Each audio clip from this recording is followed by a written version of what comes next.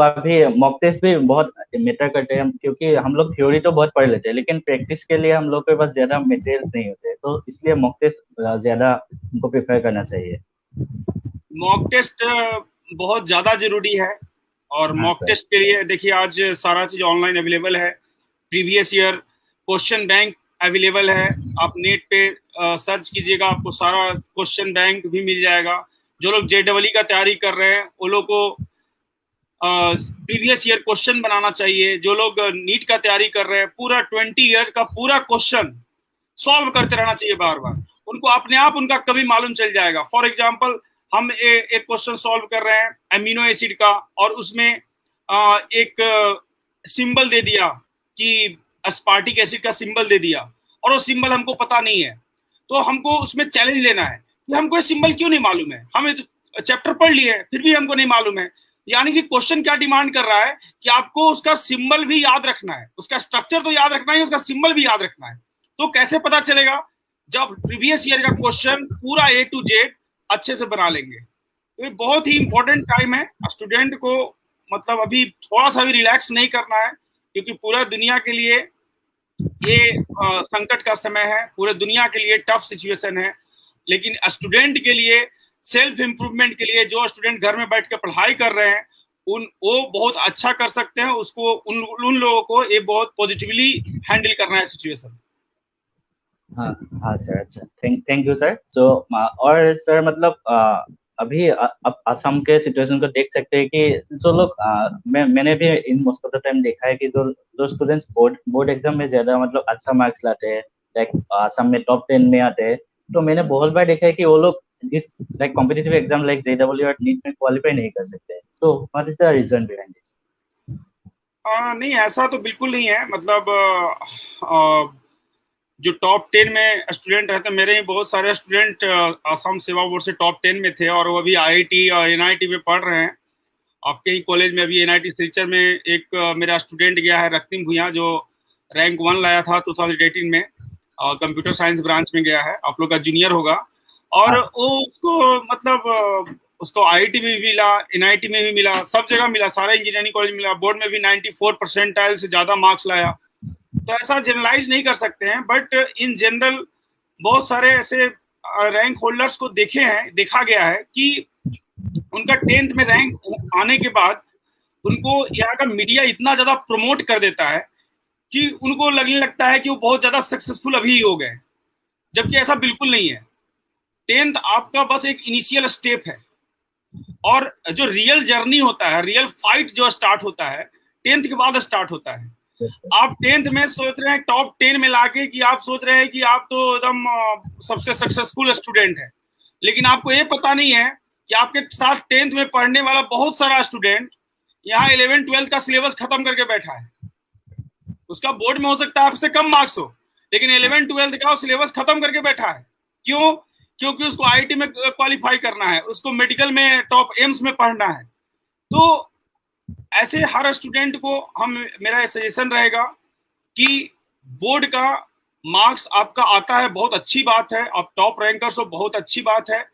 But ये चीज आप हमेशा याद रखो कि जो भी टॉप लेवल कॉलेज है इंडिया का या वर्ल्ड का भी, वो हर एक स्टूडेंट का मेंटल जो क्वालिटी चेक करता है, क्वांटिटी चेक नहीं करता है। मतलब ये चेक नहीं करता है कि आप कितना याद कर सकते हो, ये चेक करता है कि आप कितना सोच सकते हो, कितना एनालाइज कर सकते हो, आपके पास कितना रीजनिंग पावर है। एंड इस चीज के लिए स्टूडेंट को हर समय कोशिश करना चाहिए कि कोई भी चीज पढ़ें तो पहले उसको समझें और फिर उसको रिवाइज करें। बहुत सारे स्टूडेंट में ऐसा देखा गया है, पहले वो क्या कर लेते हैं, याद कर लेते हैं।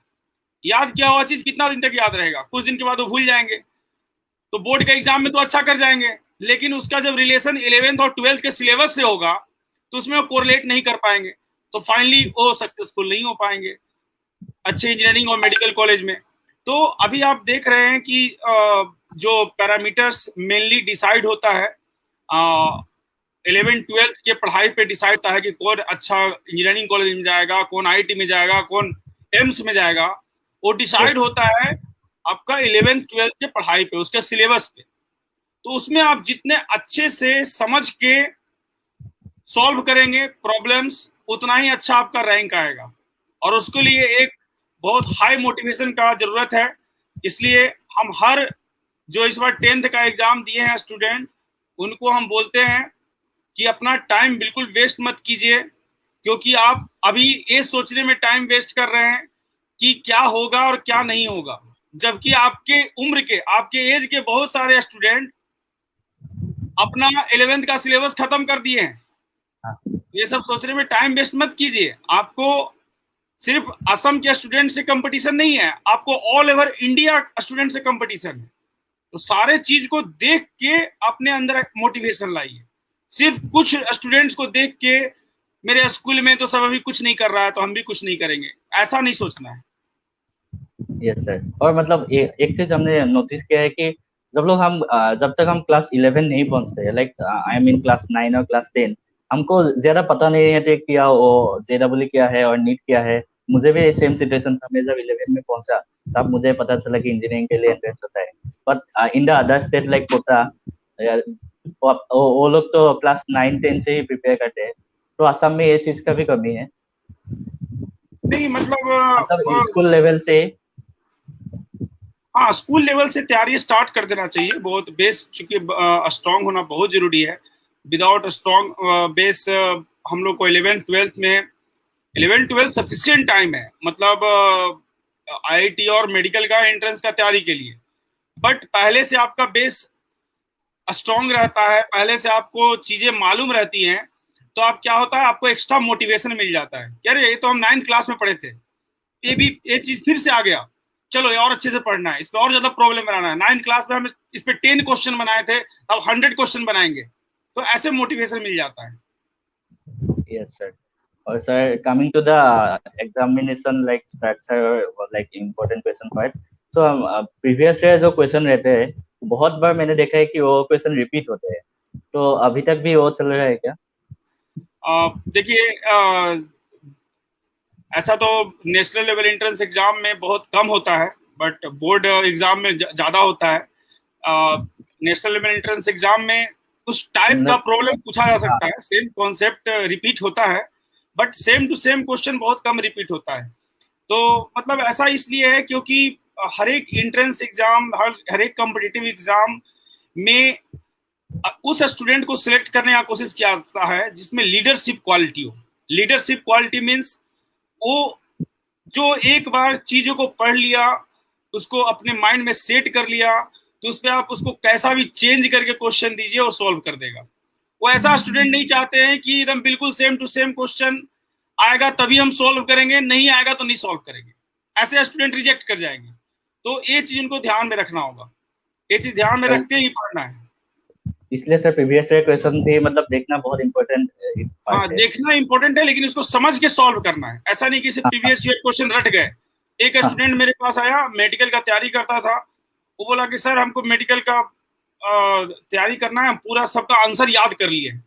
हम बोले क्या आंसर याद कर लियो? तो सर CWE मेडिकल में क्वेश्चन रिपीट हो जाता है। हम बोले क्या, तो मतलब तुम आंसर याद कर लोगे? कितना मेमोरी पावर हो गया, कितना याद रखोगे?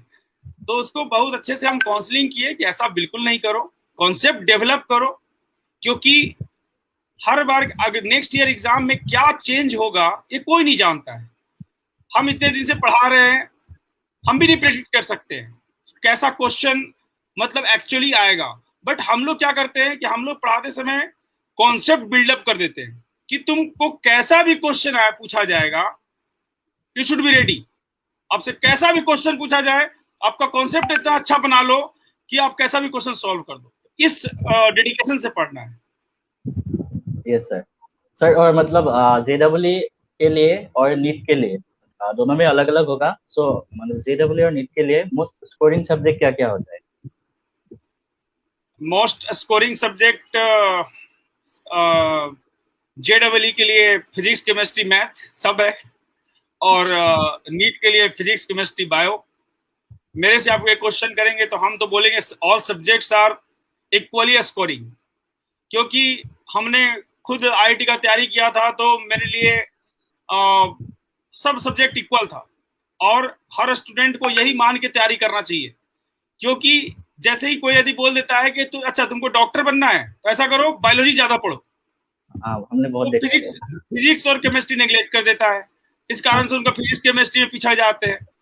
आप देखिएगा, आज आप भी मतलब एनआईटी में पढ़ रहे हैं और आपको भी मतलब पता है कि ऐसे ऐसे स्टूडेंट क्वालिफाई कर रहे हैं जो हर सब्जेक्ट पे इक्वल एफर्ट देते हैं और ये मान के एफर्ट देते हैं कि एक स्कोरिंग टाइप का कोई चीज नहीं होता है। हो सकता है कि केमिस्ट्री में आपको इनऑर्गेनिक बोरिंग लग रहा हो और सबसे ज्यादा स्कोर आपको वही करवा दे। हो सकता है आपको फिजिकल में कैलकुलेशन करने का मन नहीं हो, फिजिकल केमिस्ट्री में, और वही सारा क्वेश्चन आपसे एग्जाम में बन जाए। तो एग्जाम का दिन कौन देखा है? तो एज ए एस्पिरेंट्स हर स्टूडेंट को ये करना चाहिए, हर सब्जेक्ट को इक्वल मेहनत करना चाहिए, हर सब्जेक्ट में इक्वल एफर्ट देना चाहिए। अब उनको अपने आप पता चल जाएगा कि एग्जाम के दिन कौन सा सब्जेक्ट में वो सबसे ज्यादा स्कोर कर सकते हैं। यदि पहले से यदि हम लोग डिफरेंशिएट कर दें कि केमिस्ट्री सबसे ज्यादा स्कोरिंग होगा तो मेरा फिजिक्स से ध्यान कम हो जाएगा, जबकि फिजिक्स भी इक्वली स्कोरिंग है, फिजिक्स में तो और ज्यादा स्कोर होता है। तो ऐसा मान के बिल्कुल नहीं करना है। हर सब्जेक्ट पे इक्वल ध्यान देना है, हर टॉपिक को इक्वली पढ़ना है। और चूंकि अभी टाइम आपके पास अवेलेबल है तो आपका जो जो टॉपिक वीक रह गया है, जो कमजोर लग गया है, जिसमें आपको डार्कनेस फील हो रहा है, उस पे आप ज्यादा से ज्यादा टाइम दीजिए। अभी टाइम है आपके पास और अच्छा से गाइडेंस लीजिए यदि आपको जरूरत है, और उस चीज को कंप्लीट करके अपने सिलेबस को 100% कंप्लीट करके जाइए एग्जाम में। 100%। ऐसा नहीं कि किसी क्वेश्चन को छोड़ दिए कि वो कम स्कोरिंग है। एग्जाम में जो क्वेश्चन सेट करता है उसका कोई ठिकाना नहीं होता है। वो देखा गया है कि जैसे ऑर्गेनिक केमिस्ट्री में ही बहुत बार रिएक्शन मैकेनिज्म से क्वेश्चन पूछ दिया, बहुत बार क्या किया, रिएक्शन मैकेनिज्म से एक बार भी क्वेश्चन नहीं पूछा और क्वेश्चन पूछ दिया बायोमोलिक्यूल से। बहुत बार आइसोमेरिज्म से एक क्वेश्चन भी नहीं है और दूसरे पोर्शन से क्वेश्चन पूछ दिया। तो एग्जामिनेशन पेपर जो सेट करते हैं उनका मतलब कोई माइंड नहीं जान सकता है। तो हर स्टूडेंट को इक्वली पढ़ना चाहिए, हर टॉपिक, हर subject. Yes, sir. And sir, like this exam can be qualified without coaching also. So बहुत सारे स्टूडेंट है कि सेल्फ स्टडी ज्यादा करते हैं, तो मतलब कोचिंग के लिए लाइक इकोनॉमिकली बैकवर्ड भी हो सकते हैं या फिर खुद सोचते हैं कि कोचिंग नहीं करूंगा। तो मतलब उन लोगों को के लिए कैसे मोटिवेशन देंगे आप कि कैसे विदाउट कोचिंग क्वालिफाई कर? देखिए, जो स्टूडेंट के पास जो कोचिंग नहीं कर रहे हैं, सेल्फ स्टडी कर रहे हैं, वो भी अपने आप को कम नहीं समझे, क्योंकि आप सेल्फ स्टडी के थ्रू भी कोई एंट्रेंस एग्जाम क्वालिफाई कर सकते हैं। ऐसा बिल्कुल नहीं है कि आपको 100% कोचिंग का ही जरूरत है।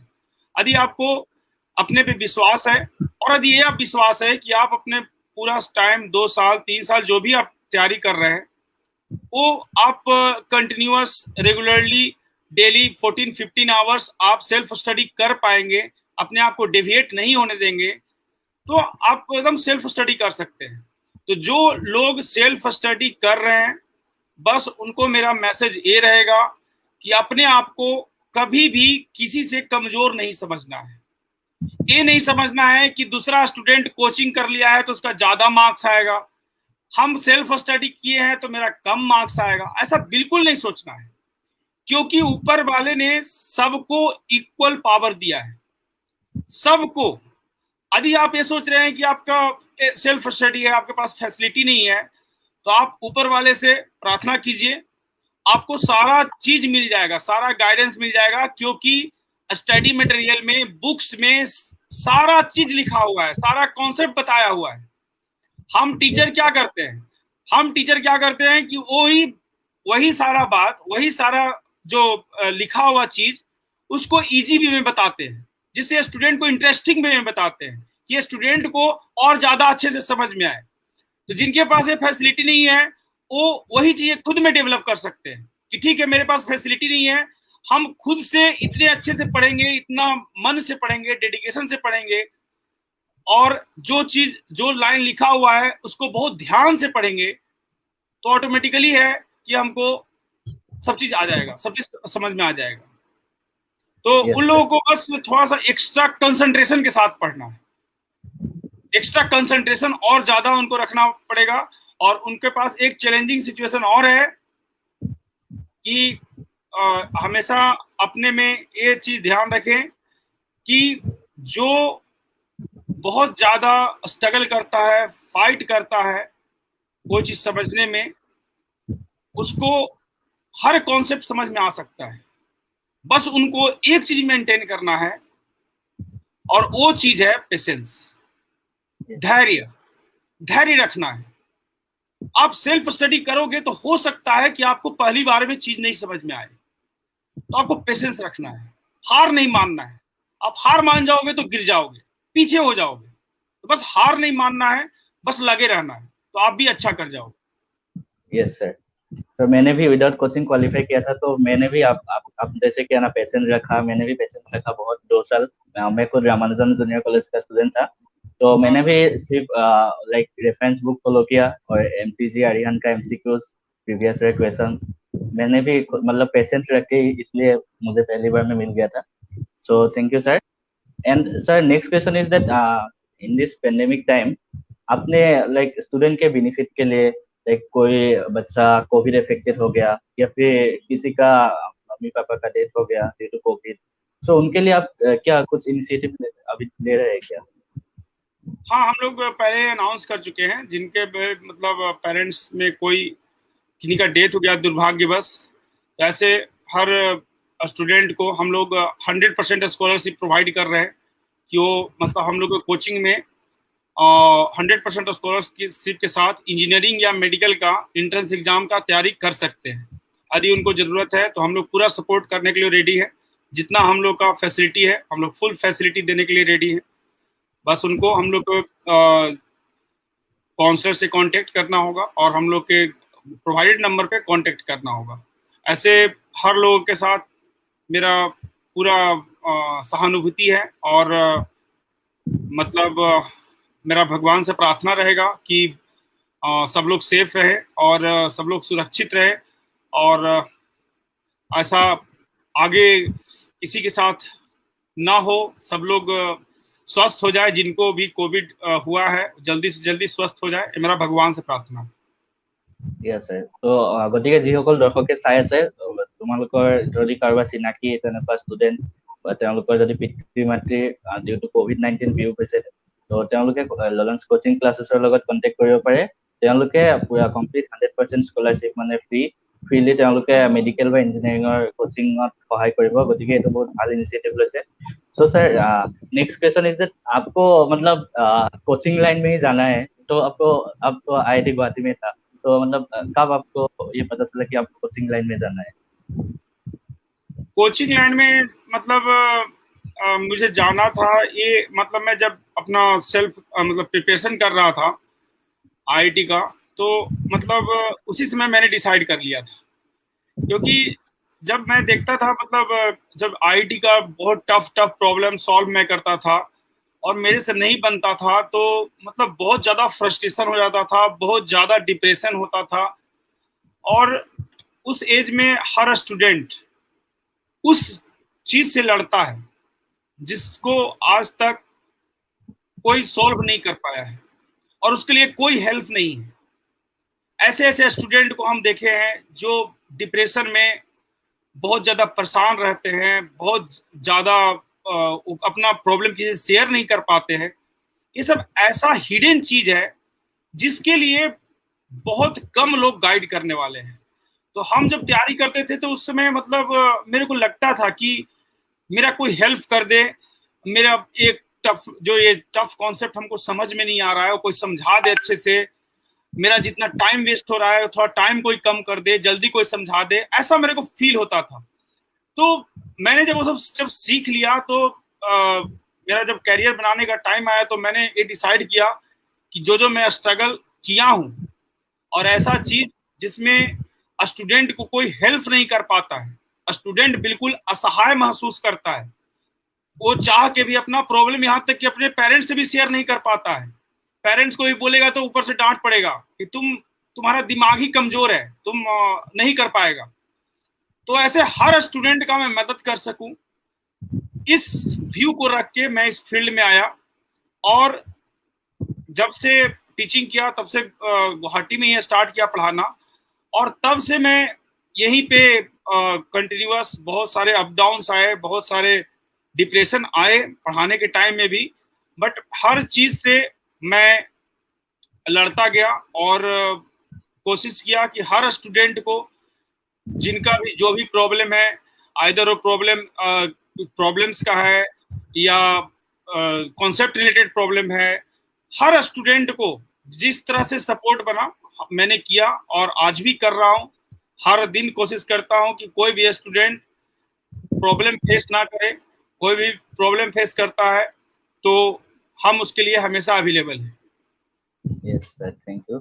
और अभी ललन कोचिंग में टोटल कितने ब्रांचेस है ऑल ओवर असम में? हम लोग का टोटल अभी 8 ब्रांच है।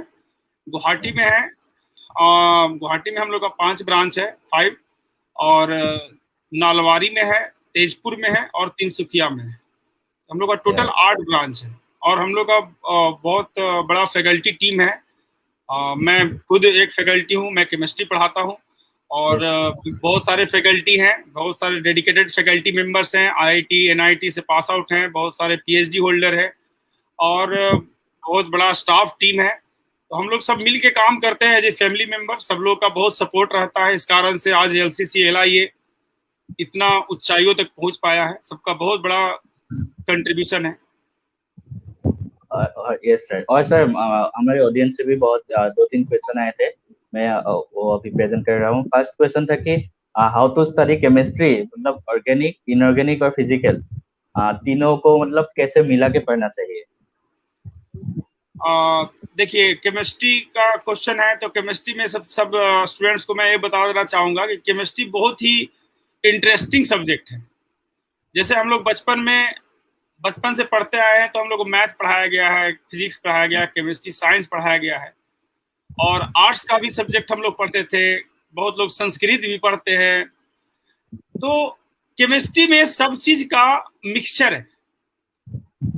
ऑर्गेनिक पूरा लॉजिक का मिक्सचर है, पूरा लॉजिक हर जगह है।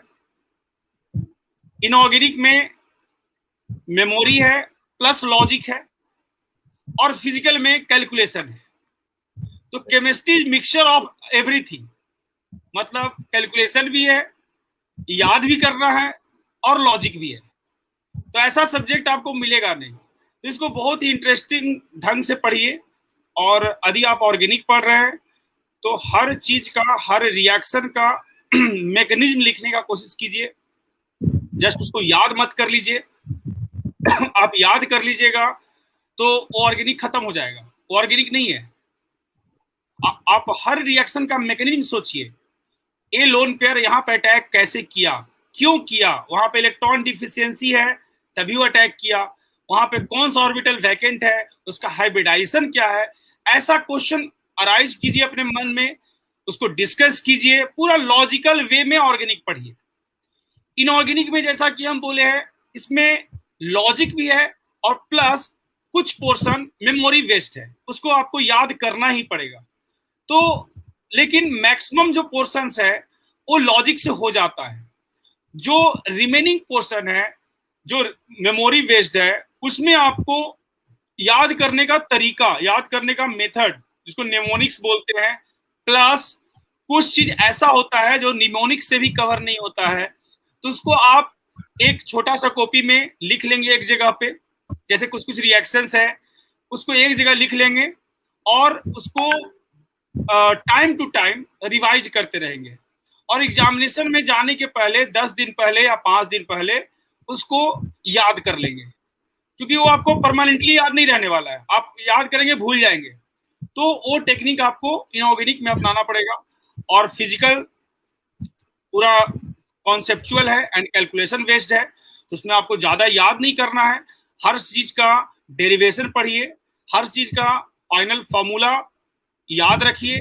उतना हर फॉर्मूला इजिली याद हो सकता है, उसमें कोई बहुत बड़ा मेमोरी का जरूरत नहीं है। कोई भी एक average student, below average student भी, जिसका मतलब सोचता है कि वो बहुत खराब है, नहीं पढ़ सकता, वो भी याद कर सकता है। तो ऐसे करके आप तीनों चीज बैलेंस कर सकते हैं। और केमिस्ट्री खास करके ऐसा सब्जेक्ट है जो आपसे बहुत ज्यादा टाइम नहीं मांगता है। हाँ, लेकिन एक चीज है, रेगुलर टाइम मांगता है, बहुत ज्यादा टाइम नहीं मांगता है। ये नहीं बोलता कि डेली मेरे को 6 आवर्स पढ़ो, डेली 2 ही आवर्स पढ़ो, लेकिन डेली पढ़ो। ऐसा नहीं कि आज पढ़ लिए फिर 1 वीक बाद पढ़े, तो केमिस्ट्री में कोई बेनिफिट नहीं होगा। आपको डेली पढ़ना पड़ेगा केमिस्ट्री। आज फिजिकल पढ़ लिए तो कल इनऑर्गेनिक पढ़ लिए, फिर और परसों ऑर्गेनिक पढ़ लिए, ऐसे आपको साइकिल चलाता रहना पड़ेगा। और सर एक स्टूडेंट ने पूछा था कि अगर ऑर्गेनिक केमिस्ट्री नहीं पढ़ा, मैंने फिजिकल और इनऑर्गेनिक पढ़ा, तो केमिस्ट्री में अच्छा मार्क्स ला सकते हैं क्या? और and she is preparing for NEET exam, तो ये बोल। नहीं, अच्छा मार्क्स नहीं ला पाएंगे आप। तीनों चीज आपको इक्वली पढ़ना है, हम पहले ही बता चुके हैं।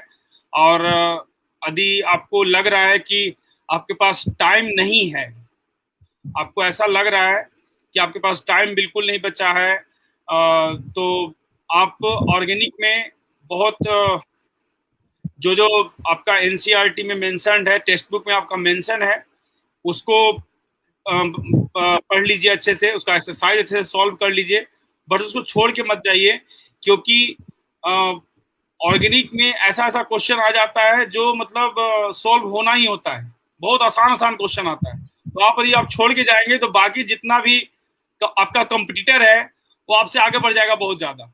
तो आप छोड़ के मत जाइए, उसके लिए नेसेसरी गाइडेंस अवेलेबल है। आप अभी टाइम है आपके पास, आप डिस्कस कीजिए उसको कैसे अच्छा किया जा सकता है, बट उसको छोड़ के मत जाइए। Yes sir. और फिजिकल केमिस्ट्री के लिए लाइक फॉर्मूलास अगर अच्छे से याद कर लिया और फॉर्मूलास कैसे डिराइव हुआ है वो अच्छे से मतलब याद कर लिया, तो कैलकुलेशन इजीली कर सकते हैं। हाँ, बहुत उसमें तो और बाकी कुछ बचता नहीं है। जस्ट मतलब फिजिक्स में जैसे पढ़ते हैं वैसे ही फिजिकल केमिस्ट्री में है। बहुत सारा चैप्टर तो कॉमन भी है फिजिक्स और फिजिकल केमिस्ट्री का, तो बहुत आसानी से हो सकता है। फिजिकल केमिस्ट्री तो बहुत ज्यादा परेशान करने वाला सब्जेक्ट भी नहीं है। Yes sir. और कुछ यस सर। हाँ, यस सर, बोलिए। हाँ, उसमें बता रहे थे फिजिकल केमिस्ट्री में मतलब स्टूडेंट कहाँ पे भागते हैं ज्यादा, वो भागते हैं कंसंट्रेशन टर्म्स में और इक्विलिब्रियम वगैरह ज्यादा भागते हैं कि वो करना नहीं चाहते हैं। तो उसके लिए एक सिंपल सा तरीका है कि जो मोल कॉन्सेप्ट से रिलेटेड कंसंट्रेशन टर्म्स है वो फिजिकल केमिस्ट्री में बहुत जगह आता है। तो उसका बेसिक से एक बार पढ़ ले, बढ़िया से उसको लिख के रिवाइज कर ले कि कैसे कैसे फॉर्मूला आया, कहाँ से आया, इसको कहाँ पे कैसे यूज करेंगे, लाइक मोलरिटी, नॉर्मलिटी, ये सब चीज क्या है कि नेक्स्ट आगे का चैप्टर में बहुत परेशान करता है। तो उसका बेसिक यदि आपको स्ट्रांग है तो आगे आपको परेशान नहीं करेगा, आपको मजा आएगा वो करने में। Yes sir. और सर केमिस्ट्री में लाइक बहुत कुछ चैप्टर होते हैं कि हम सिर्फ एनसीईआरटी पढ़ने से ही होता है, लाइक लास्ट में जो चैप्टर होते हैं कि केमिस्ट्री इन एवरीडे लाइफ और ऐसा कुछ, पॉलीमर। हाँ, उसके लिए सिर्फ एनसीईआरटी। हाँ, एनसीईआरटी मोर देन सफिशिएंट है, एनसीईआरटी उससे कर लेना है, बहुत अच्छा दिया हुआ है।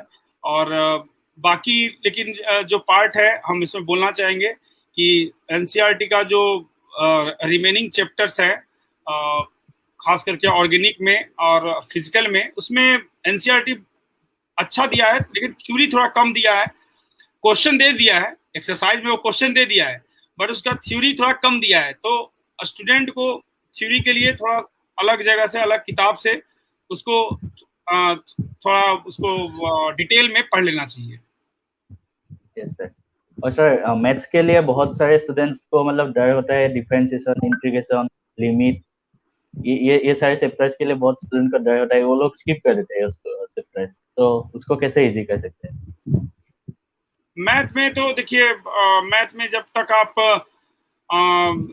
प्रैक्टिस नहीं करेंगे, कलम नहीं चलाएंगे, तो आपको डर लगेगा ही।